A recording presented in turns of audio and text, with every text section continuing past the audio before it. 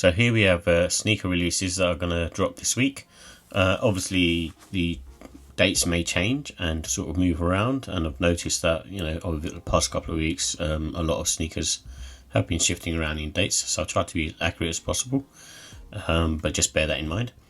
And I'm going to go through the past releases first. So the first one up is the New Balance 1500 white and green, which is a nice colourway in my opinion, and one that's one of those sort of trainers that is, I suppose much like an Air Max 1, but quite nice on feet, and I suppose slightly premium, being New Balance, but the price tag is too extortionate for an older model. And then we've got the Salehe Banbury Crocs Juniper, and this only released on the BS Sponge website, which is Salehe Banbury's own website. I do want to sort of check out a pair of these, but I didn't particularly want to grab them from the Salehe Banbury site because the import fees for me, and also the shipping costs are really high. And then we have the Nike Dunk Low Silver Surfer. I think these are sort of sitting at the moment, but it's not a bad sneaker, but not by all means, one of those things that I would be that interested in. But the colourway is quite neutral, so if you're sort of after these, and because it's a re-retro, it's something that you might want to sort of pick up. And then also the Laura Piano. This is the New Balance 990 V6, which is the one with the extortionate pricing, which is like £1,200, I think, or $1,500 or £1,000. And it was only 1,000 made, and was made by exclusive invite for this particular designer brand. And then we have the Air Max Plus TN Napoli. This is sitting everywhere, and just a very average Air Max Plus, and I'm usually a big fan of Air Max Pluses, but this one's just not doing it for me. And then also released, as far as I know, within Supreme only, is the Nike clogposite. It's 3 different colorways, and they're all quite nice actually, and not something that I'd grab personally because I'm not really into Supreme that much, but I do want a pair of maybe black clogposites, but I think there's a GR release date coming up soon. And to my surprise, these sold out pretty quickly, the Nike Air Tax Challenge 2 in the Hot Lava colorway, and it seemed to be quite limited in release and the amount of pairs that were available. And I guess it's to build up hype, and maybe they might restock, but at the moment I missed out on them. I tried to grab them, but I missed out on them.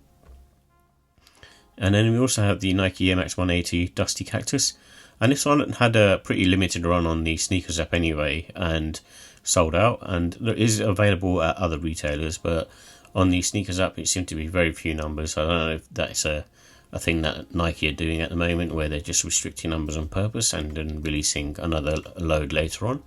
But just be wary that I think a lot of sneakers are starting to sort of appear in limited quantities, and it's not as how it was before, where you're basically waiting for things to go on sale.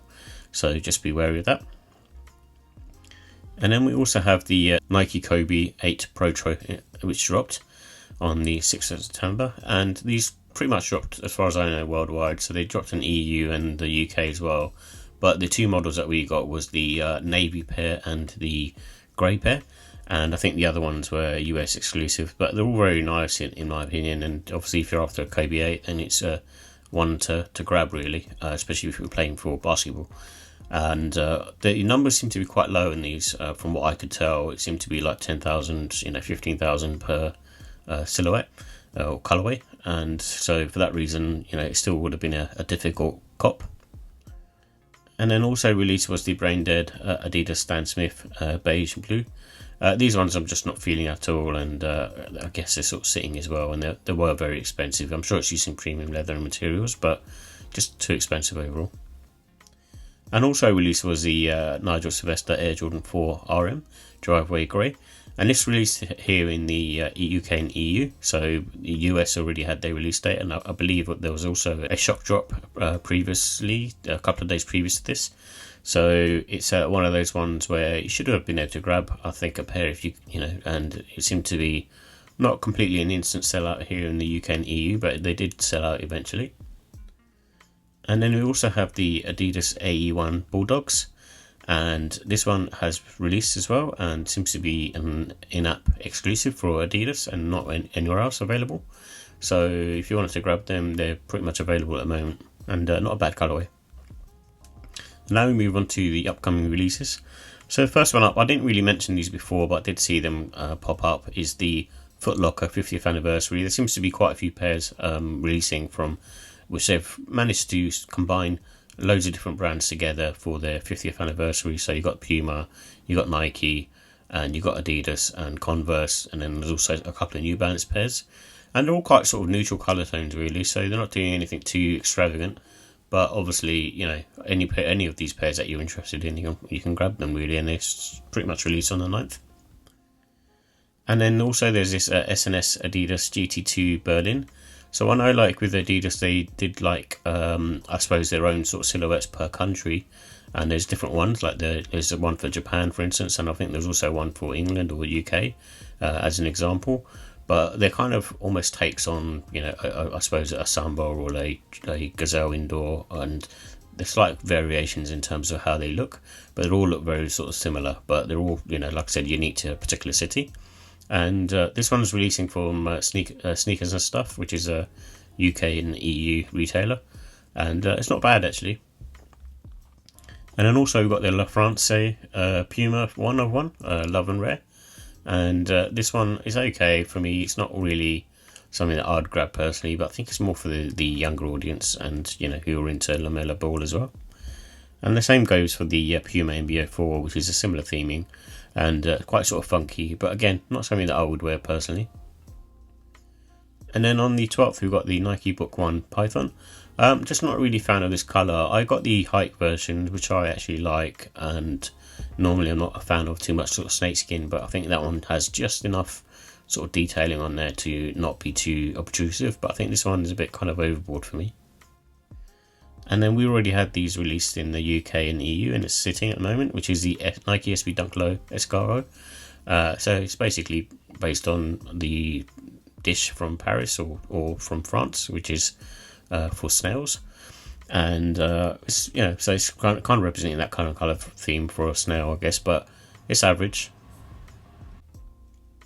And then this is, I think, a more of a US exclusive, and on the 12th of September, this is actually Jordan 5 Retro El Grito, and it comes in a sail colourway, and I'm not a fan of these. I just think they look a bit strange really, and more of a purist when it comes to, I suppose, a Jordan 5 model.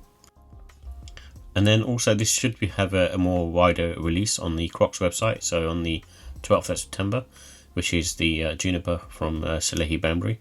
And I already mentioned that this released earlier on Salehe Banbury's own website. And if it comes out, hopefully in the UK and EU, I'll be trying to maybe grab a pair to review anyway.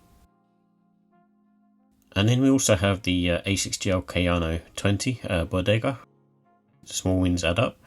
I'm not sure if this is going to be one of those sneakers that is only kind of limited to Bodega only, and whether it has a more of a wider release, you know, via retailers, etc.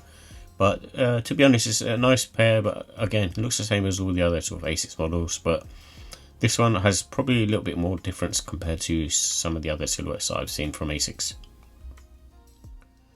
And then on the 13th of September, we've got the Nike Air Foamposite 1 Royal, and this already released here in the UK and EU, and didn't sell out instantly, but it was still quite popular, I think. And I think it'll be more popular in the US because obviously basketball's a thing there. And then we've got the Futura Nike Jam Olympics, and I've already reviewed the GR version of these, and I might pick these up because I kind of like the Futura stuff, but the only thing that's putting me off about these isn't too much, I suppose, Futura branding apart from the inner lining, but I do like the overall colourway being that kind of neutral, just white and black at the same time.